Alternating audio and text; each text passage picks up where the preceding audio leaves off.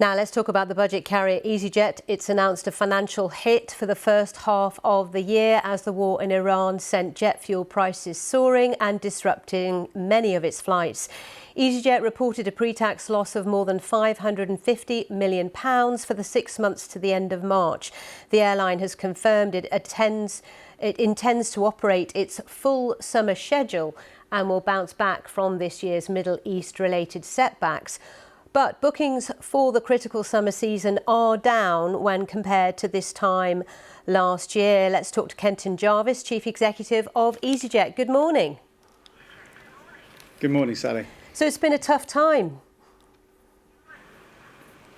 Well, airlines traditionally lose money and always lose money as you run through the winter, and the results you announced were the ones for the 6 month to March.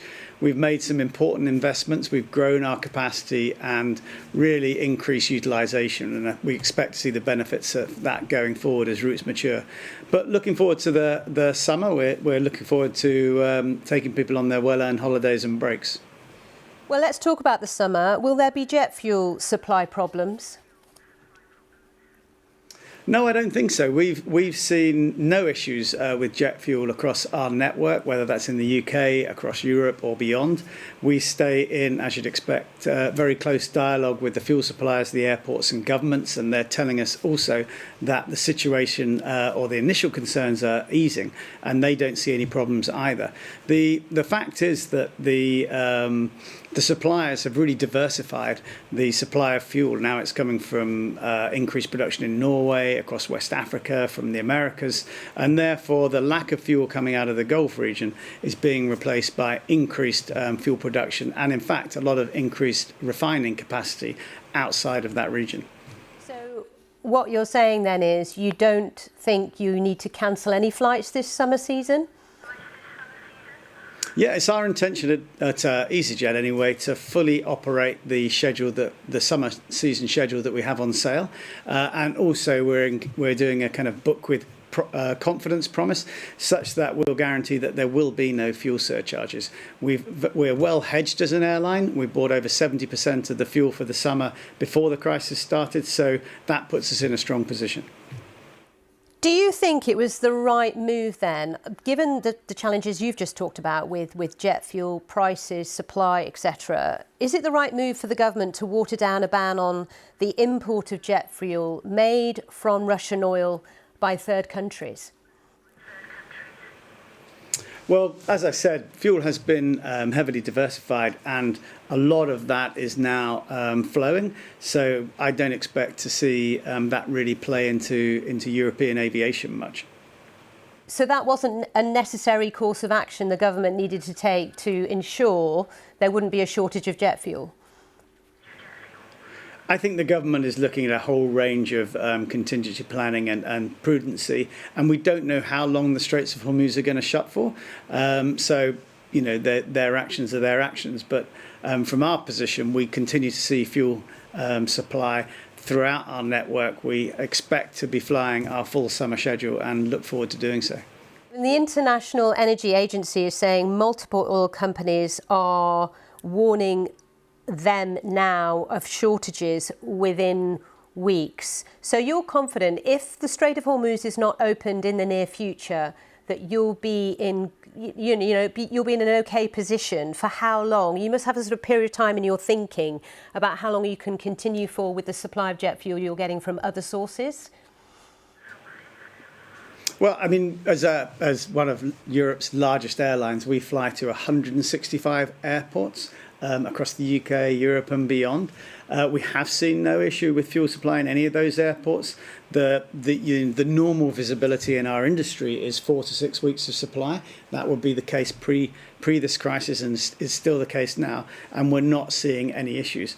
Fuel suppliers, we stay in constant dialogue, and they are looking out and diversifying the fuel they take in.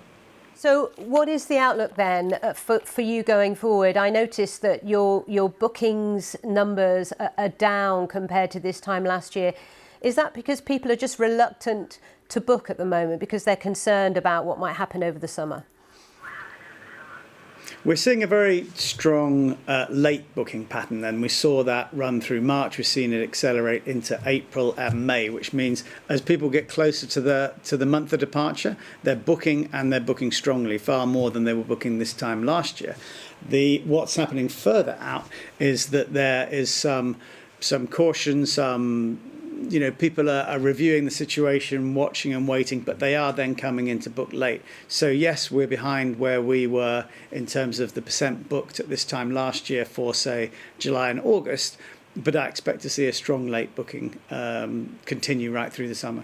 But if we break down the numbers in the next sort of quarter, the next half of the year, what is it going to look like for you at EasyJet? Because, of course, you are having to take on these much higher jet fuel costs. You've got the issue with bookings, and also you had to are you having to change capacity because of what's going on in the Middle East?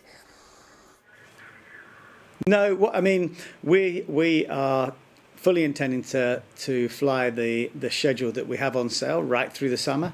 We've already optimized it so that the demand is going into the right place. We don't fly into the Gulf region. We don't even fly as far as Tel Aviv. So, we've seen increased demand actually in countries like Egypt and Turkey, across North Africa, because the hoteliers are putting amazing offers into the market, and it represents outstanding value. So, and our customers are getting drawn to that. So we're seeing demand right throughout the Mediterranean and North Africa as we look to this summer. When are you going to be when will you be reporting profits then? Today, obviously, you reported a loss in line with what you warned about in April. When are we going to see the profits coming in?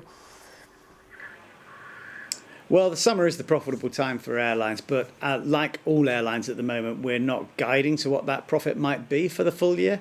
As you point out, the fuel is very volatile, so with the 30% that remains unhedged, we'll have to buy in the spot market, and also with the kind of lower visibility on bookings, it doesn't really put us in a position to guide to the market. But I'll be talking to the market later this morning. Now, Kenton, we know you've been chief executive for a short period of time, but been with EasyJet for quite some time.